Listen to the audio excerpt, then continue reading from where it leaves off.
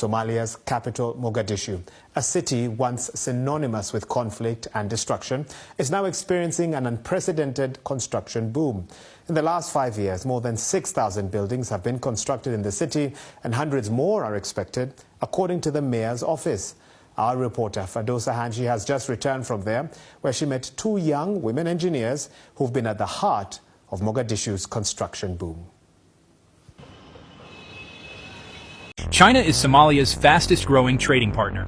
At the current growth rate, within 4 years, China will become Somalia's largest trading partner. Somalia already exports to China sesame seeds, fish, and livestock products. That trade is growing every year. In the Horn of Africa, Somalia is undergoing a transformation few could have imagined a decade ago. Once defined by conflict and famine, Somalia is now experiencing rapid economic growth, thanks in large part to a strategic partnership with Turkey. From Mogadishu's bustling port to new highways and modern facilities, the country is rewriting its story in real time. The sounds of construction in Somalia's capital, Mogadishu, reverberate across the city. Cranes dot its skyline. If you look anywhere in the city, you'll see new modern multi-story buildings. This is what has been replacing bullet-scarred houses after decades of war. We have 3 floors parking and the rest. Abdi Rizak Ali Warsame is building the tallest apartment block in the city. Somalia just became the first country in the world to hand its entire sea, licenses, access, and day-to-day control to one company. Under the Turkey-Somalia fisheries deal, Turkey's biggest defense-linked fund, and Somalia started a joint company called SOMTurk. That now controls fishing permits, ship registration, and monitoring in Somali waters. So what does Somalia get? Somalia has 3,300 kilometers of coastline, but for decades it earned almost zero from fishing and lost billions on illegal fishing. Well, many partners and many people in the world, Somalia looks in the lenses of security only, since the terrorists were there for a long time. But the reality is different. Now the lenses that we wanted the world to look into Somalia is lenses of economic development. And for economic development, infrastructure is very important. Energy is very important. Human capital is very important. These are the areas and the issues that Somalia is focusing now. So that will help, even if the country, you know, the whole thing is interlinked. And the nexus, the bottom of the axis of this interlinked is the economy. Security. If you want security, you cannot make security. Close to 70% of the population are young people below 30 years old. So imagine this massive part of the population if they don't have a gainful employment, public, private, whatever it is, then the option is the evil actors will attract them. And so what we are trying is that to create opportunities for the young people so that they can join the mainstream of the state building, of the economic recovery through that lines. So the most important thing for Somalia is economic infrastructure support and human capital development support. Of course, infrastructure is not only ports, highways, airports, but also energy is very important. As of now, energy is one of the challenges that we have when it comes to economic development. Somalia has ample of natural resources, but Somalia has the financial capacity to invest and in many areas the know-how to use those natural resources. So these are the areas that we are focusing right now: investment, attractiveness. Somalia's sudden export boom has quietly become one of the most disruptive economic developments in global trade, and Washington is feeling the shock. What began as a modest recovery story has transformed into a 1B export surge that is redrawing supply chains, weakening old trade routes, and exposing how fragile America's dominance has become in the modern global economy. This shift is not driven by headlines or dramatic speeches, but by something far more powerful: control of logistics, strategic geography, and the re-engineering of trade partnerships. For decades, Somalia was viewed through the lens of instability rather than opportunity. That perception allowed global trade giants to overlook its strategic position, natural resources, and potential role as a logistics hub connecting Africa, the Middle East, and Asia. Today, that oversight is proving costly. Somalia sits at the mouth of one of the most important shipping corridors on Earth, where a large share of global trade passes each year. As exports rise, ports modernize, and new trade agreements take shape, the country is no longer a peripheral player. It is becoming a gatekeeper. The $1 billion export boom is not centered on a single product.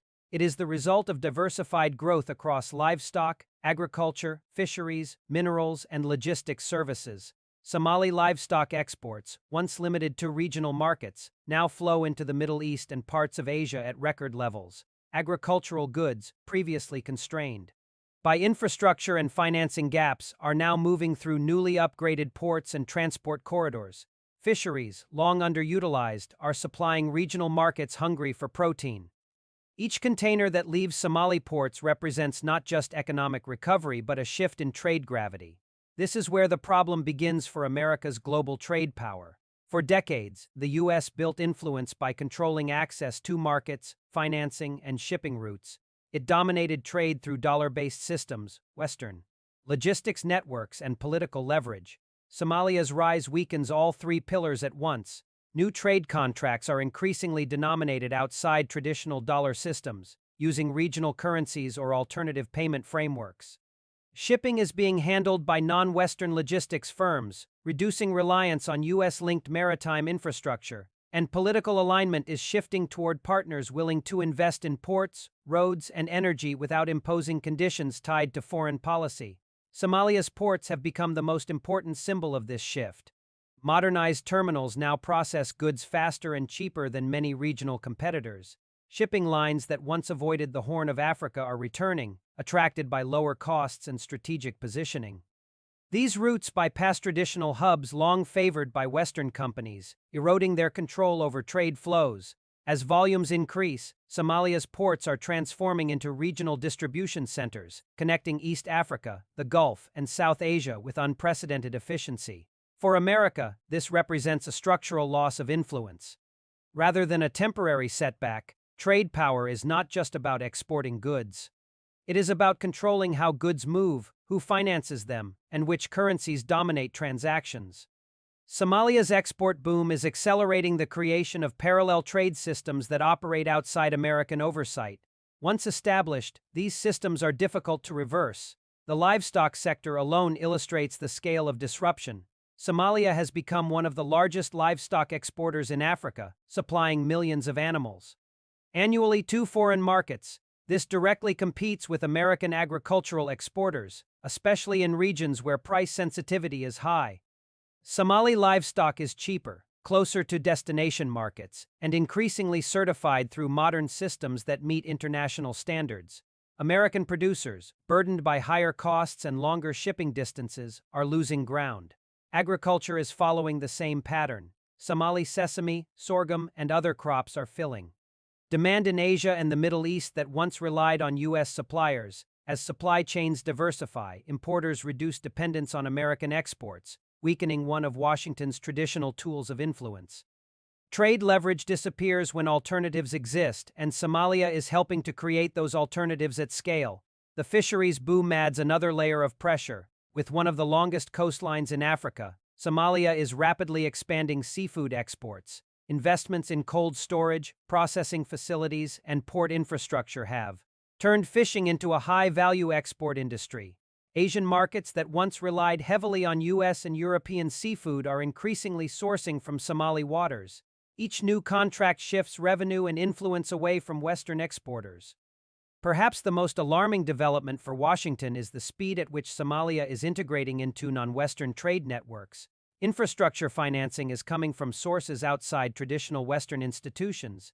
Shipping partnerships are being formed with companies that operate independently of U.S. regulatory influence. Trade agreements are being negotiated directly, without the mediation of Western powers. This is not just diversification. It is decoupling. The $1 billion export milestone matters because it marks a psychological and economic turning point. It signals to investors, shipping companies, and governments that Somalia is no longer a risk but an opportunity. Capital follows momentum, and momentum is building fast. As more money flows in, exports will grow further, creating a feedback loop that strengthens Somalia's position while weakening the relevance of traditional trade. Powers. For the United States, this is a nightmare scenario because it challenges the foundations of its global economic strategy. American influence has long depended on the ability to shape trade rules, control financial systems, and dominate logistics. Somalia's rise undermines all three. It proves that countries once considered marginal can build alternative systems that operate beyond U.S. reach. That precedent is far more dangerous than the loss of any single contract or market share. The strategic implications extend beyond economics. Trade routes shape alliances when goods flow through certain ports, political relationships follow. Somalia's growing role as a trade hub is reshaping regional alignments, pulling neighboring countries into new economic ecosystems that are less dependent on Washington. This reduces America's leverage in diplomatic negotiations, security partnerships, and regional stability efforts. Global corporations are already adapting. Many are establishing regional bases near Somali ports to access new supply chains. This shift is quiet but significant. When corporations reorient logistics, governments follow. As trade networks realign, influence shifts with them. America's challenge is not that Somalia is exporting more. It is that Somalia is exporting independence. The export boom also exposes a deeper problem in American trade policy. While the U.S. focused on tariffs, sanctions, and trade wars, emerging economies focused on infrastructure, logistics, and diversification. Somalia's success is not accidental. It is the result of prioritizing ports, roads, and partnerships over political alignment. In the modern global economy, whoever moves goods most efficiently wins, and Somalia is proving that efficiency can outweigh power. The ripple effects are already visible across Africa. Other countries are studying Somalia's model and accelerating their own export strategies. Regional trade is expanding without passing through traditional Western-controlled routes. As these networks mature, America's role as gatekeeper diminishes further. This is the real nightmare, a future where U.S. trade influence is optional rather than essential. Somalia's $1 billion export boom is not just an economic milestone. It is a signal that the global trade order is changing. Power is shifting from those who once controlled rules to those who control routes. America's global trade dominance was built in an era when alternatives were limited. That era is ending. Somalia's rise is proof that the new trade world will be faster, more decentralized, and far less forgiving to those who fail to adapt. In the years ahead, Somalia's exports are expected to grow beyond $1 billion, driven by continued infrastructure expansion, diversified production, and deeper integration into non-Western markets. Each increase will further weaken America's ability to shape trade outcomes. The nightmare is not that Somalia is winning, but that it is showing others how to win without permission. What is happening in Somalia today is not a regional story. It is a global warning.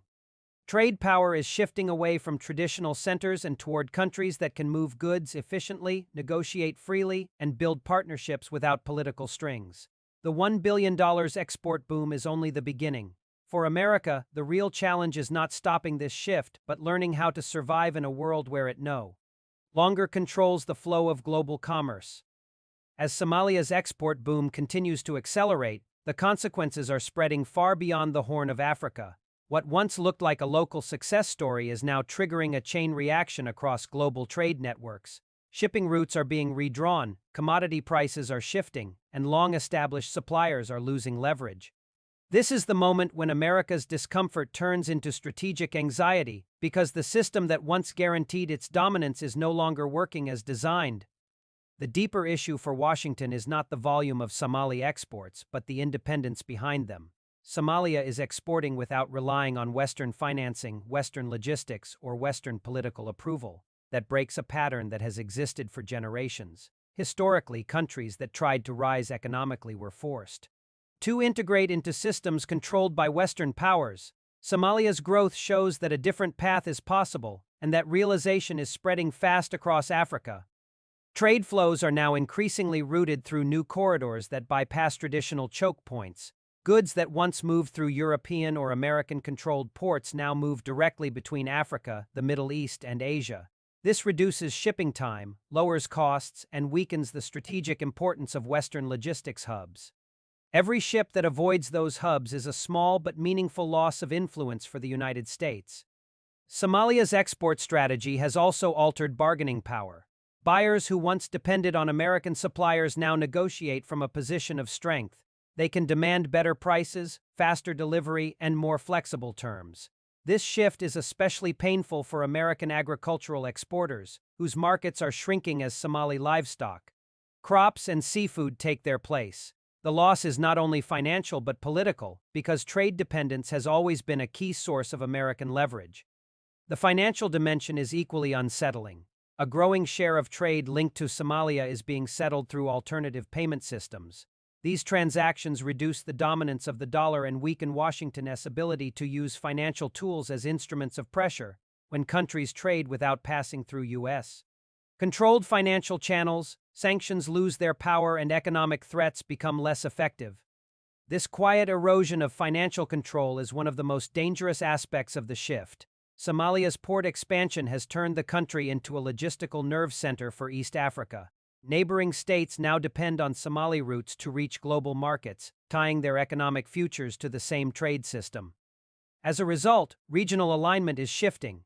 Economic cooperation is replacing political dependency, and shared infrastructure is building long-term alliances that do not revolve around Washington. Influence is no longer granted through aid or security guarantees, but through access to trade. The export boom has also attracted a new class of investors. These investors are not interested in short-term speculation but in long-term control of logistics, processing, and supply chains.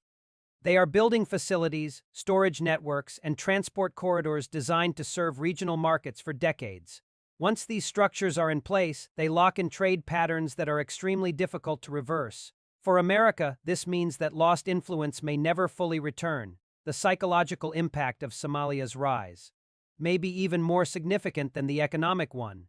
For decades, the narrative was that Africa needed Western guidance to develop. Somalia's transformation challenges that idea completely. It shows that countries can rebuild, grow, and integrate into global markets on their own terms.